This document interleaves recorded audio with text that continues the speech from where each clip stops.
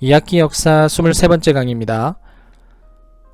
지난 시간 민주공화국 대한민국의 탄생의 과정을 살펴봤습니다.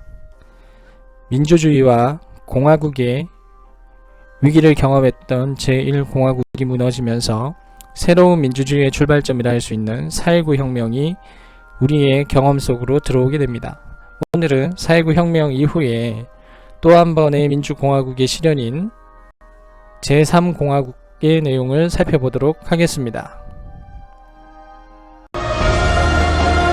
대한민국 주권은 국민에 있고 모든 권력은 국민으로부터 나온다. 국가는 국민입니다.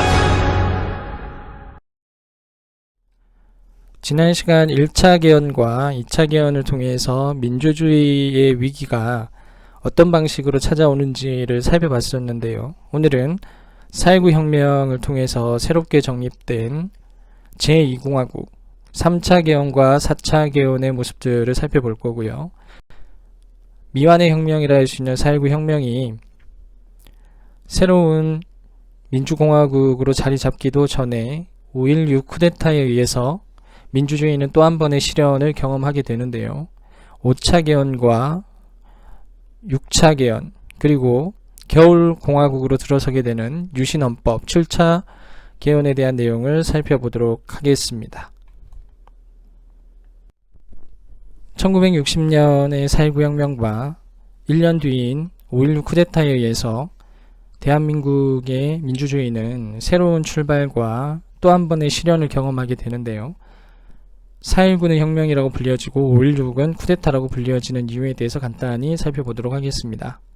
혁명이라고 하는 것은 몇 가지 조건이 있는데요. 첫 번째는 초헌법, 비합법적인 권력의 교체가 이루어집니다.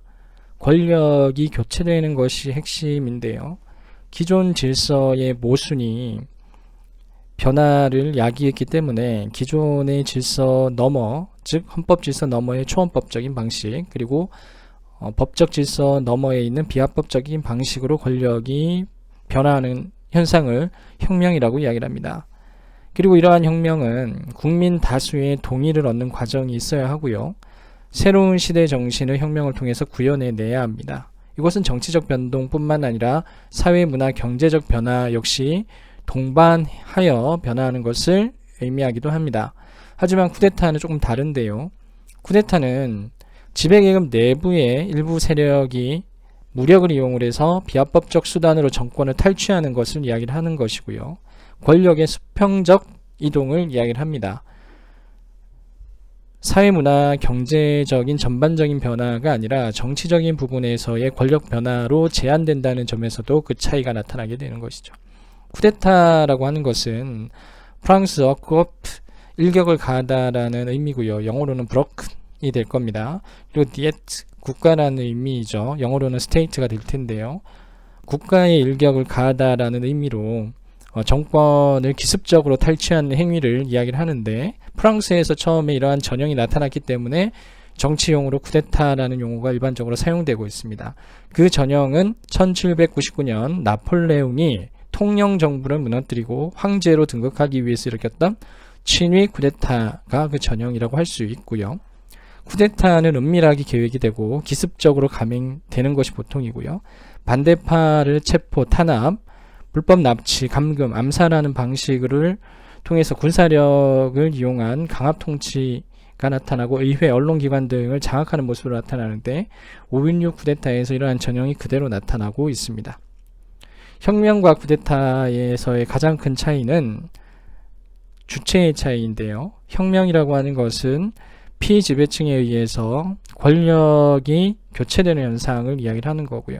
새로운 주체들이 등장하게 되는 과정이기도 합니다. 그래서 이러한 변화를 수직적 권력 이동이라고 이야기를 하고요. 대표적인 사례로 프랑스 혁명을 들 수 있죠.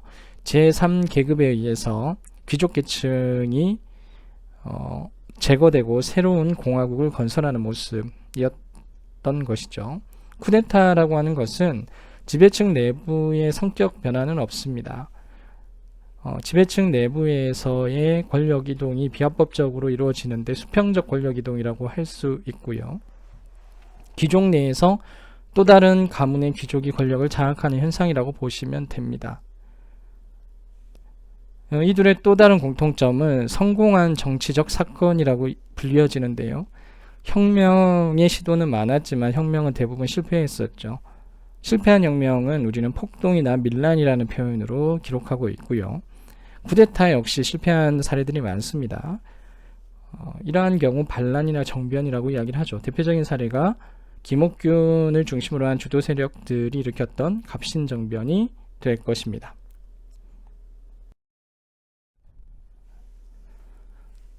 지난 시간 4.19 혁명의 과정을 살펴봤는데요. 4.19 혁명에 의해서 독재 정권은 무너지게 됩니다. 그리고 우리나라 최초의 의원 내각제가 실현이 되는데요. 의원 내각제의 대표는 장면이었습니다.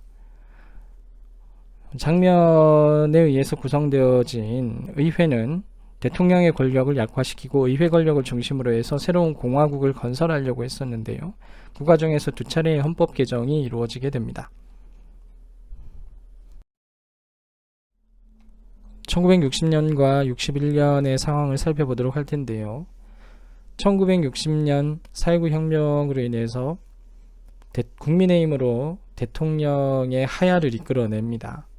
독재 권력을 무너뜨린 새로운 대한민국의 질서를 마련할 필요가 있었는데요. 당시 정치인들을 중심으로 해서 헌법을 개정하기 위한, 즉 새로운 대한민국의 질서를 마련하기 위한 허정 과도정부가 수립되게 됩니다. 그리고 2개월 뒤에 3차 개헌을 통해서 새로운 대한민국이 만들어지게 되는데요. 이 공화국입니다. 이 공화국은 대통령 중심제에서 내각 책임제로 권력의 구조를 변화시키는데요. 국민의 대표라고 할 수 있는 의회의 권력을 통해서 국가를 통치하려는 방향이라고 할 수 있습니다. 최초의 의원 내각제의 수반으로 장면이 대표가 되는데요. 장면 내각이 수립이 되고요. 외교와 군사 부분에서만 권력을 가지고 있었던 대통령 윤보선이 당선되게 됩니다. 그리고 국회는 상원과 하원의 두 개의 국회로 형성이 되는 것이죠. 지금과는 상당히 다른 권력 구조 시스템인데요. 최초의 의원 내각제를 실험했다는 점에서 의미가 있는 체제이기도 합니다. 그리고 1960년 11월 4차 개헌이 이루어지는데 이는 4.19 혁명의 과정 그리고 1공화국의 부정부패 등 다양한 문제들을 처리하기 위해서 소급 입법의 개헌을 하게 되는데요.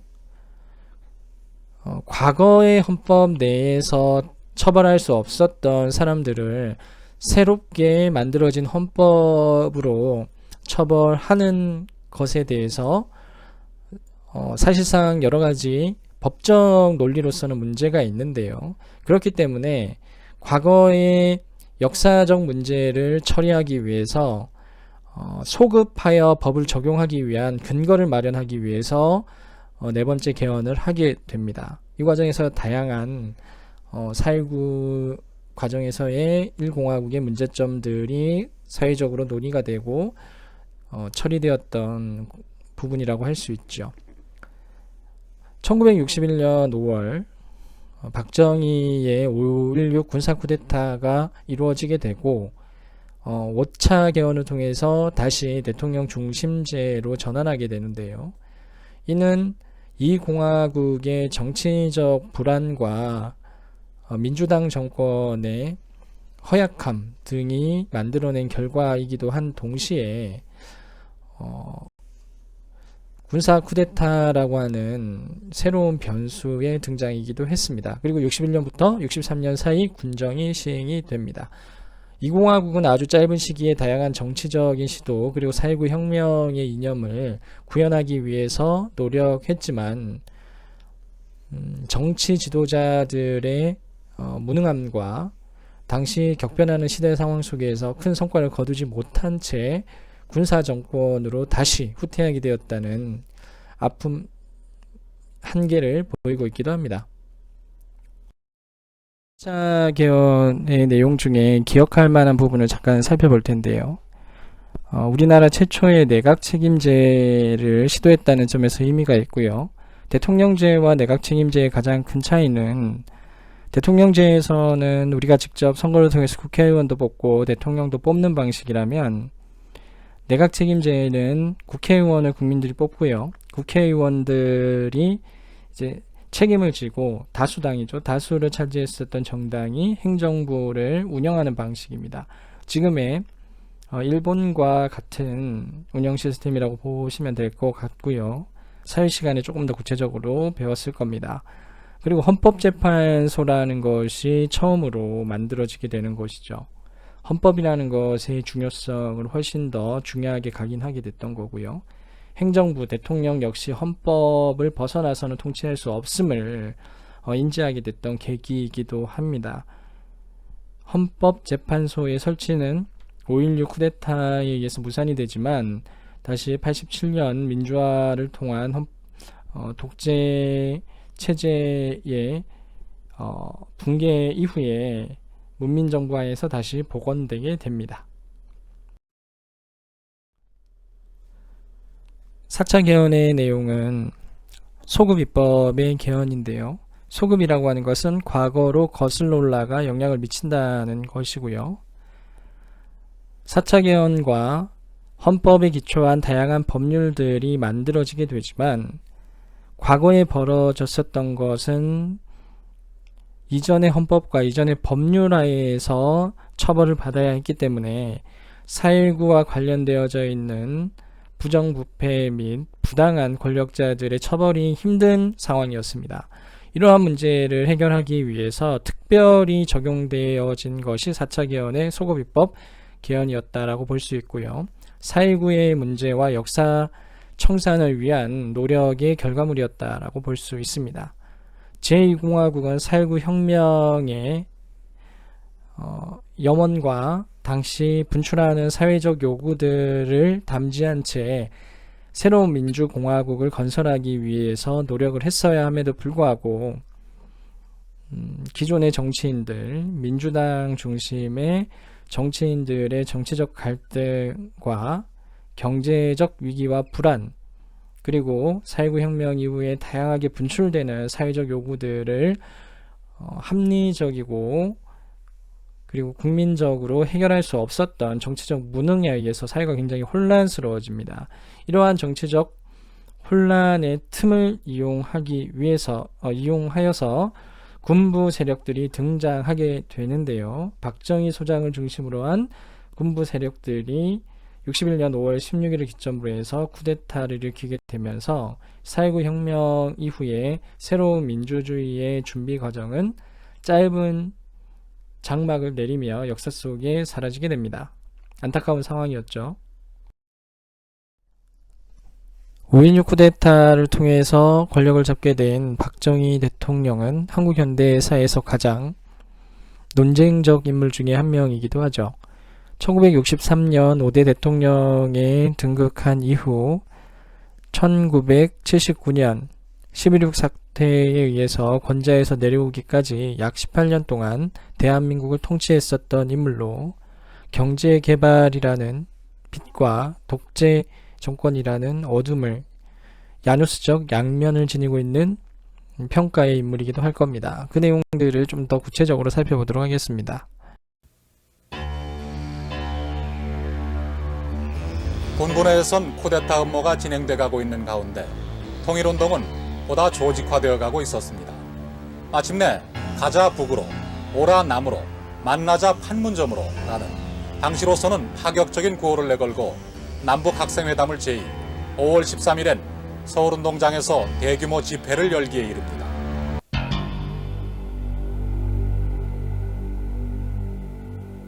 군부의 쿠데타 움직임이 이미 여러 차례에 걸쳐 보고되고 있었지만 장면 총리는 이를 크게 염두에 두지 않고 있었습니다. 미군이 있는 이상 군부의 쿠데타는 어려울 것이라고 믿었던 때문입니다. 여전히 장면 정부는 경제 문제 해결로 모든 난관을 극복하려고 했습니다. 이를 위해선 무엇보다 미국의 지원이 필요하다고 본 장면 정부는 미국 측의 원조 규모를 타진하기 위한 경제개발 계획안을 최대한 짜임새 있게 만들어야만 했습니다.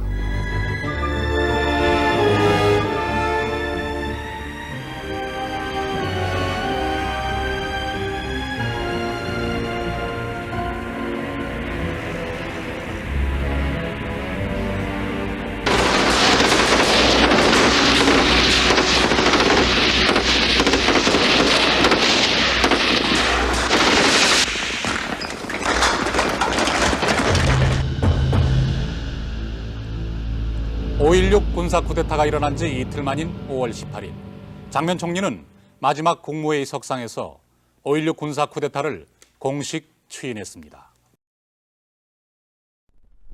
1961년과 79년 박정희 정권의 모습을 간단히 살펴보도록 할 텐데요. 1961년 5.16 쿠데타에 의해서 제2공화국이 무너지게 되면서 새로운 공화국인 제3공화국을 건설하기 위한 준비를 하게 됩니다. 국가재건 최고회의를 통해서 새로운 헌법이 마련이 되는데요. 5번째 헌법 개정을 통해서 대통령제가 채택이 됩니다. 의원 내각제에서 대통령제로 전환하게 됐던 것이죠. 63년 새로운 헌법에 의해서 대통령 선거가 이루어지고 박정희는 임기 4년에 연임 이래 가능한 5대 대통령으로 당선되게 됩니다. 박정희에게 주어진 가장 큰 과제는 자주경제를 건설하는 거였죠. 경제 위기를 타파하고 새로운 경제 개발 모델을 제시해야 되는 상황이었고요. 그러하기에 우리의 기초 자본은 굉장히 허약한 상황이었습니다. 1965년과 67년은 바로 그러한 박정희 대통령의 성과가 보여져야 하는 시기였고요. 이 과정에서 한일협정 체결과 베트남 파병이 당시 부족했던 경제의 기초 자본을 확보하는 부분에서 큰 역할을 하게 되는데, 역사적 평가로 본다면 한일협정과 베트남 파병은 아쉬운 점들이 많은 선택이었다고 할 수 있습니다. 이는 나중에 다시 한번 볼 텐데요. 한일협정은 기초적인 경제 자본을 획득하는 과정이기는 했지만 우리의 역사 문제를 제대로 해결하지 못하고 장기 지속적인 관점에서 보면 일본에게 과거의 역사에 대한 잘못을 인정하게 할 수 있었던 기회를 놓치게 됐던 우리 스스로의 자승자박의 결과일 수도 있다라는 평가가 내려지기도 합니다. 베트남 파병 역시 미국의 가장 잘못된, 그리고 국제사회에서도 가장 비판받아야 되는 참전이었음에도 불구하고 그 어떤 명분도 없었던 잘못된 전쟁에 군사를 파병하게 됨으로써 국제사회의 지원과 지지를 잃게 되는 그런 선택이었지만 경제적인 측면에서 도움을 받게 되는 실리적인 선택이기도 했었습니다. 양갈래의 평가를 받는 두 가지 사건인데요. 나중에 여러분도 생각을 한번 들어봤으면 좋겠고요. 이러한 과정을 통해서 경제적 성과는 박정희를 2대 대통령으로 당선되게 합니다. 3공화국 헌법의 내용을 보면 임기 4년 연임 1회 가능한 거죠. 2번만 대통령 할 수 있었는데 박정희는 이승만과 같은 과오를 범하게 됩니다. 1969년 6차 개헌을 통해서 3선 개헌이 가능하도록 하는 법안이 통과됩니다. 박정희는 이제 대통령을 3번 할 수 있는 것이고요. 7대 대통령에서 여러 가지 문제적 요소를 지닌 채 대통령으로 당선되게 되는데요. 이때는 북한과의 관계가 굉장히 악화됩니다. 북한과의 관계가 악화됐던 것이 당시 박정희가 대통령으로 당선될 수 있었던 가장 큰 핵심 요소라고 이야기할 수 있는 것이고요.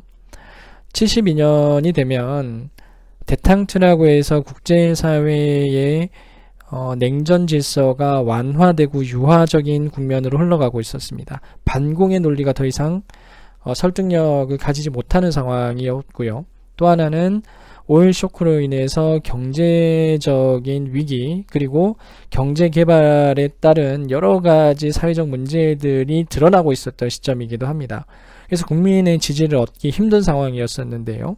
72년에 역사상 가장 나쁜 헌법 개정이라고 할 수 있는 유신헌법이 선포되게 되고 종신 대통령의 자격을 얻게 되는 것이죠. 이는 박정희 독재 정치의 정점이기도 했고요. 결국은 박정희가 비극적으로 무너지게 되는 결과적 상황이기도 했습니다. 이 내용을 간단히 살펴보면 대통령제로 전환하는 거였고요.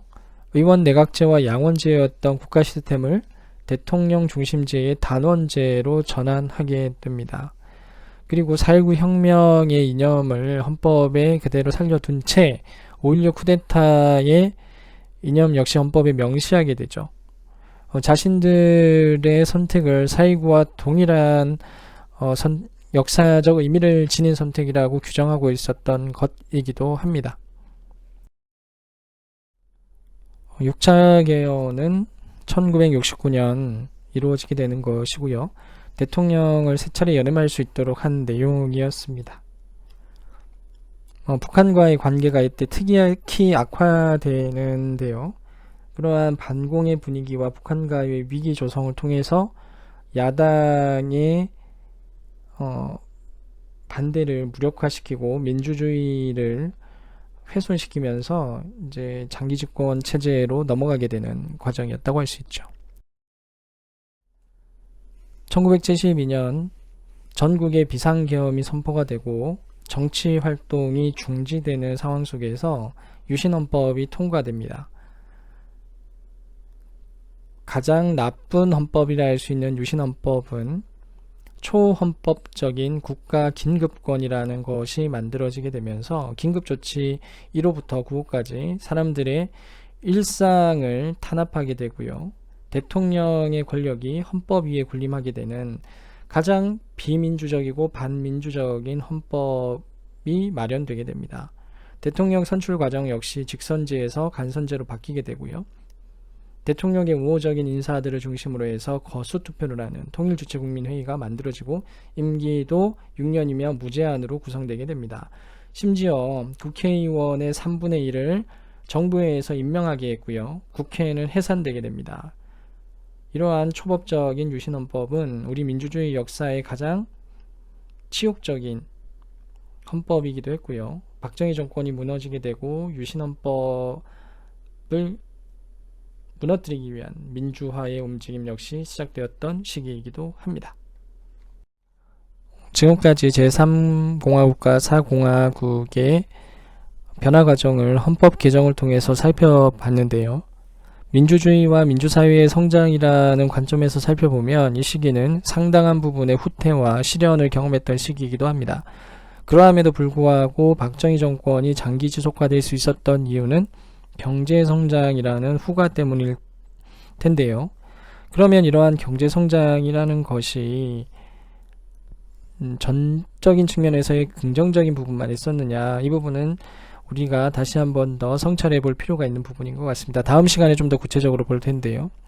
이 시기를 흔히 개발독재 시기라고 이야기를 합니다. 개발독재라고 하는 것은 경제성장을 위해서는 정치적 안정이 필요하고 집권화된 권력이 필요하다고 보는 겁니다. 그러기 위해서 정치 참여를 제한하고 독재를 정당화하는 체제를 이야기를 하는데요. 경제성장의 결과로 민주주의의 양보를 어느 정도 보완할 수 있다는 입장입니다. 동아시아 사회에서 개발 독재의 모델을 많이 적용했었고요. 전형적인 국가주의와 전체주의적 심성이 강했던 동아시아 국가에서는 이러한 개발 독재의 모델들이 크게 성공한 사례로 나타나게 됩니다. 대만과 싱가포르 그리고 우리나라가 대표적인 사례라 할 수 있는데요. 하지만 이러한 경제 성장의 대가로 국가주의적인 억압체제가 구축이 되고요. 상당한 부분의 전체주의와 국가주의화 현상이 나타나게 됩니다. 그 과정에서 민주적인 절차와 민주적인 가치들은 상당 부분 묵살되게 되고 인권의 유린이 많이 드러나게 되는 것이죠. 그것이 이제 나중에 민주화라는 과정을 통해서 일정 부분 극복되게 되는데요. 아직도 우리 사회에 남겨진 과제이기도 합니다. 그것뿐만 아니라 집권 집중형 불균형적 경제개발 정책이 재벌과 지역 격차를 양산해냈고 그것이 역시 우리 사회의 갈등의 한 요소로 작용하고 있고요. 선성장 후 완전의 위험한 난개발 정책이 환경 파괴 문제와 노동 문제 등을 여전히 우리 사회에 안겨주고 있다라고 볼 수 있습니다. 이러한 부분들을 이제 다음 시간 성찰해 보면서 민주화의 가치와 경제 개발의 문제가 어떤 방식으로 상호 보완해 나가면서 가야 할 것인지에 대한 고민을 이어가 보도록 하겠습니다. 오늘 수업 여기서 마무리하도록 하겠습니다.